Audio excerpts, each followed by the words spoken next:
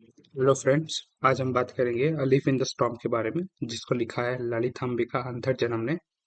ये leaf in the storm का main theme जो है वो है पार्टीशन एंड वायलेंस। मैं आपको कोशिश करूंगा ये लेसन जितना हो सके शॉर्ट में समझाने की, ठीक है। फर्स्ट ये पब्लिश हुआ था 1948 में, ठीक है। ये ओरिजिनली रिटन मलयालम में किया गया था और ये पार्टीशन का कहानी है, जिसको लेटर इंग्लिश में ट्रांसलेट किया गया था। ये कहानी का जो मेन प्लॉट है उसमें क्या होता है ना, मुस्लिम लोग को पाकिस्तान ट्रांसफर किया जाता है पार्टीशन के बाद।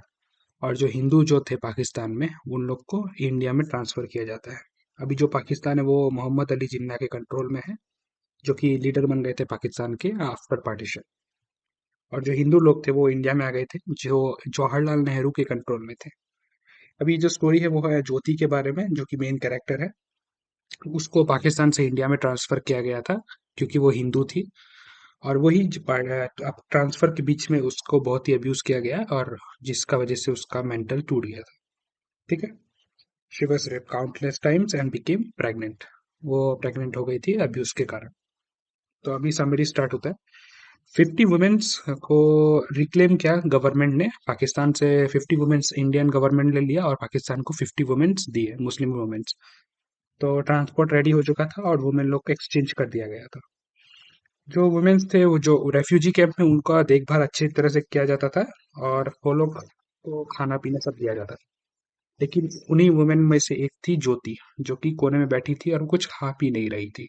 वो ब्रेड क्रम्स को भी रिजेक्ट कर दिया उसने और बोला कि मुझे जहर दे दो क्योंकि मुझे मरने का है। वो मुझे ब्रेड मत दो, मुझे ये बंदूक दे दो या फिर एक तलवार दे दो। बहुत वुमेन थे जो कैंप में, कोई कोई रो रहे थे, अपने अपनी कहानी, दर्द भरी कहानी सुना रहे थे एक दूसरे को। फिर दो डिस्क्रिप्शन मिलता है हमें दो वुमेन के, जो कि वो बैठे हुए हैं कैंप में। पहला वुमेन है जो कि अपनी कहानी बताती है। एक बूढ़ी वुमेन है। वो अपनी कहानी बताती कि उसका एक बच्चे थे और 50 ग्रैंड चाइल्ड थे उसके, 50 पोते पोती जो भी बोलते हैं। जो उसको विलेज में रहना था अपने पार्टीशन के बाद भी, लेकिन ये तो उनको मंजूर नहीं था उधर के लोगों को। तो उसको मार दिया गया, उनके सारे बच्चों को मार दिया गया, घर में आग लगा दिया गया। जितनी उसकी लड़कियां थी उनको किडनैप कर लिया गया और वो अकेली रह गई अब। वो इतनी पॉपुलर थी अपनी विलेज में, लेकिन अब वो अकेले हो गई है।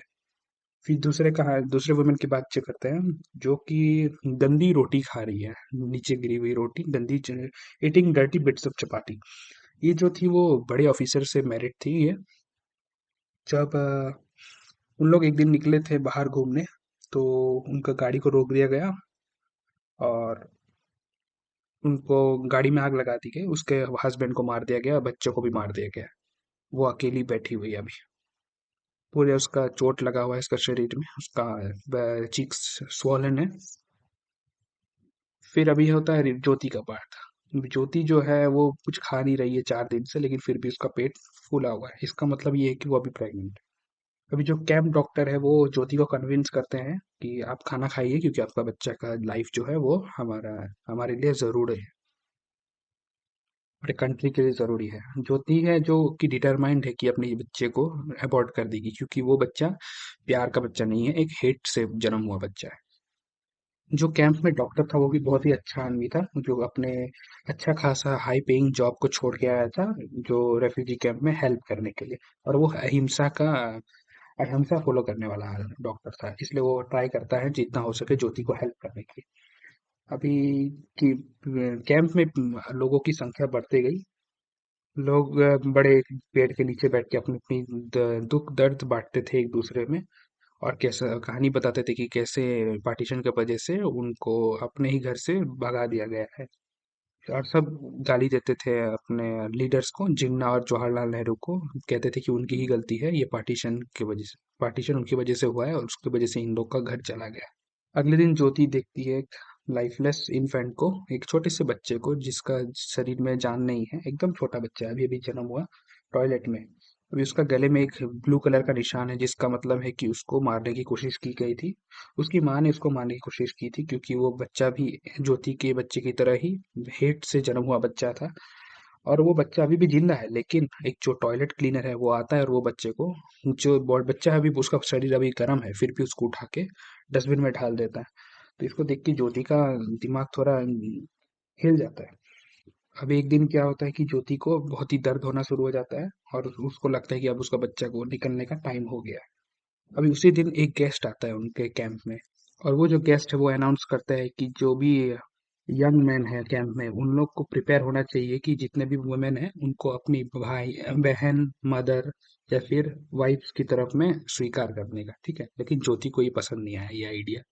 गेस्ट बोलता है कि जो अनबॉर्न बेबी है जो कि वो भी सिटीजन है इंडिया के और वो असली फ्री इंडिया के सिटीजन है, लेकिन इसमें भी ज्योति बोलती है, उस डिसएग्री करती है ये बात से, क्योंकि वो बोलती है कि ये जो चाइल्ड है वो हेट से बॉर्न हुए, not in love but not by love.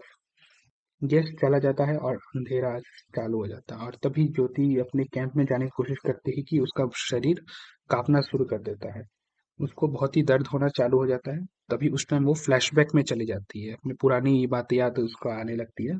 तो अभी जो पुरानी बात में से पहला है कि वो सेटिंग है पंजाब की, उस टाइम की बात कर रही है ज्योति जब वो जन्म हुई थी। फिर उसने अपने कॉलेज को ज्वाइन किया है, उसको फ्रीडम बहुत ही पसंद था। देखिए उसने बहुत हेल्प किया है वुमेन एम्पावरमेंट को, बहुत ही वुमेन लोग को हेल्प किया उसने। लेकिन आज उसका हालत देखो, जो शादी नहीं हुआ है और वो प्रेग्नेंट है, तो ये उसको बहुत ही खराब लगता है अपने प्रेजेंट कंडीशन पे। फिर वो रियलिटी में वापस आती है फ्लैशबैक से, और उसका दर्द बहुत ही रो होना स्टार्ट हो जाता है। फिर वो फ्लैशबैक देखती है कि ऐसे 15 womens were killed due to the partition, partition का टाइम में 15 वुमेन्स की डेथ उसने खुद देखा अपनी आंखों से, उसको बहुत दर्द होता है इसको याद करते हुए। फिर वो वापस रियलिटी में आती है और फिर एक बेबी बॉर्न होता है, उसका बेबी बॉर्न हो जाता है, और वो भी उसको मारने के लिए रेडी रहती है बेबी को, लेकिन नहीं मार पाती क्योंकि उसका जो क्या बोला जाए, जो उसका मैटरनल इंस्टिंक्ट है, जो पेरेंट है ना वो बच्चे की, तो वो अपने बच्चे को मार नहीं पाती है लास्ट में, और ऐसे ही कहानी खत्म हो जाता है। तो यही था short summary a leaf in the storm का। और मैंने कोशिश किया आपको जितना हो सके शॉर्ट में बताने की। अभी जो मेजर सिंबल्स जो है कहानी में वो आप सुन लीजिए, एग्जाम पर्पस के लिए ये बहुत ही मेन चीज़ है। पहला है जो लीफ, जो कि लीफ सिग्निफाई करता है जो बेबी जो बॉर्न हुआ था। और जो स्टॉर्म है वो है turmoil that the sub continents of India and Pakistan underwent, मतलब जो बीच में झगड़ा खून खराबा जो हुआ था वही था स्टॉर्म। तो वही स्टॉर्म खून खराबे के बीच में जो बच्चा जन्म हुआ है वो है लीफ। तो जो बच्चा है वो लीफ की तरह है, एक स्टॉर्म में इधर से उधर झूल रहा है, टूटने के चांसेस है, लेकिन वो बचता है लास्ट में। यही सिग्निफाई है, यही है सिंबल्स ये कहानी के। होपफुली दोस्तों आपको ये समझ में आया होगा।